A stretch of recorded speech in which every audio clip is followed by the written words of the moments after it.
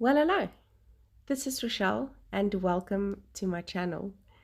Today we're using the beautiful Just Breathe collection by FabScraps in Project Life layout. This is my third week layout for 2022, and I'm using a pocket that has got a 15 by 30 center, and then a 7.5 by 7.5 little 4 squares at the top and 4 squares at the bottom.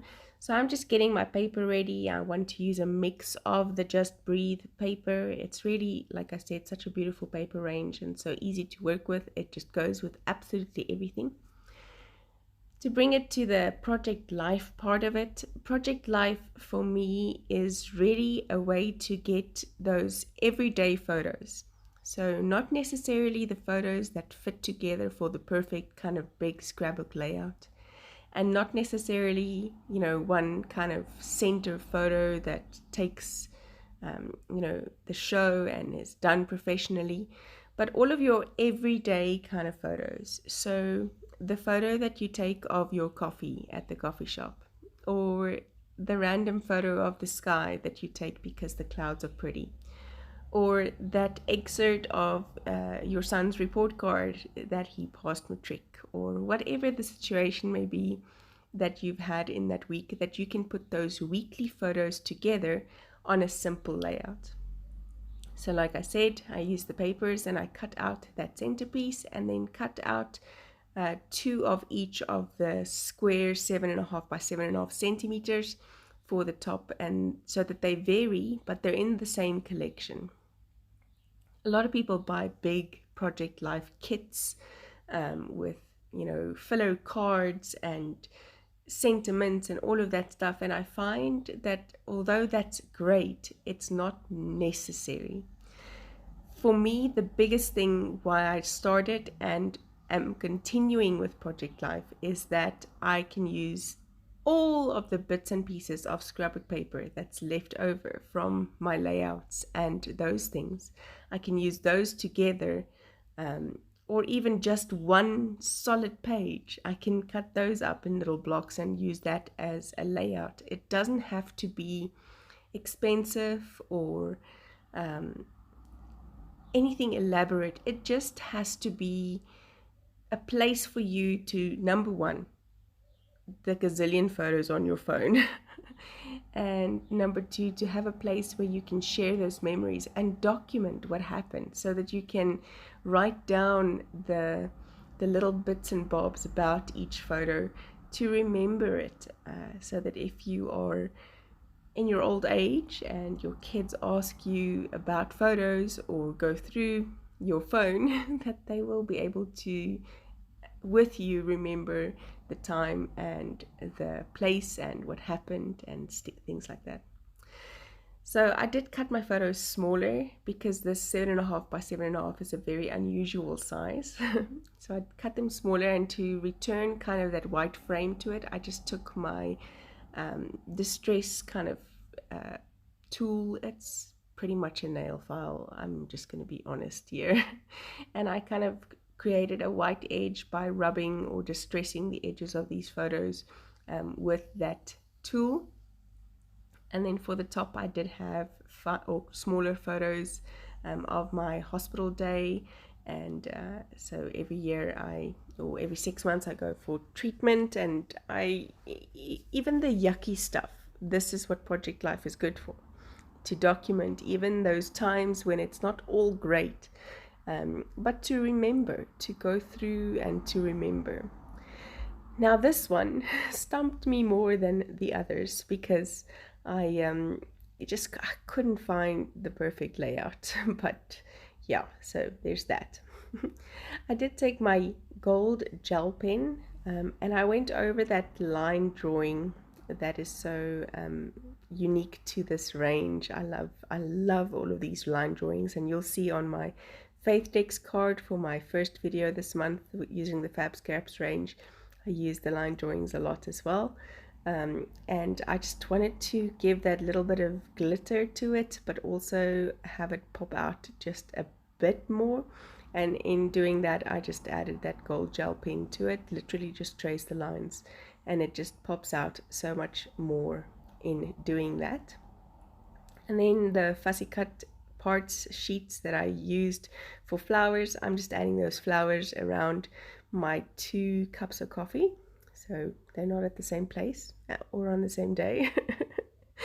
But I like taking photos of when I have a good cup of coffee, or when it's nicely done, or when it has a moment to it that I'd like to remember. I like to take pictures of the coffee. So there is a whole collection called The Great Coffee Chronicles on my YouTube channel, where I do a mini scrap traveler's journal to celebrate those times. But for this one, I'm just kind of laying out those 2 cups of coffee, and then also my son's, he passed matric, so very proud of him, and adding that to this layout. On my bottom photos, I had 3 photos of the sky and 1 photo of the booking or the ticket for our going to watch Redeeming Love. I so wanted to use these beautiful words, so I'm just kind of altering the card by scribbling around the words and then cutting that out.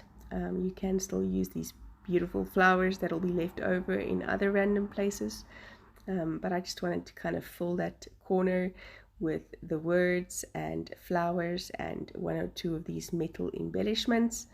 And I'm just sticking the metal embellishments down with some collage medium by Timoltz Ranger.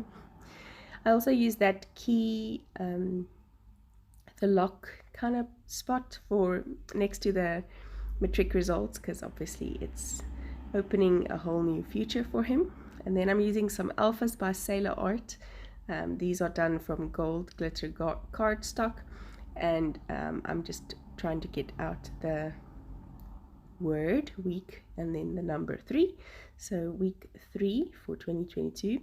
And then I'm using what's left over of this striped paper to kind of just make my date tag, and I'm going to put that straight onto that plaque, the metal plaque that comes with this fab box, putting the paper on top and then just kind of stamping my date on there. And that is then the week 3 and the date, which is the week from Monday to Sunday. I do it from Monday to Sunday. It just works for me. I'm stamping using a Faber-Castell big brush pen. I'm just literally inking up the stamp using the side of the marker and then putting it down so it works the same as ink. It's just easy and quick, and I always have this pen with me. So yes, and then sticking down the week 3 with the FabScraps craft glue.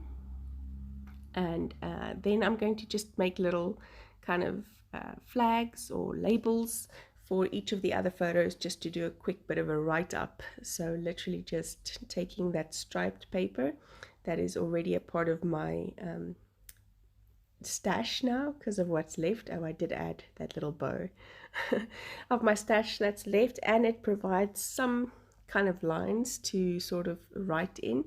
So I'm going to take that and cut it and then use a square punch.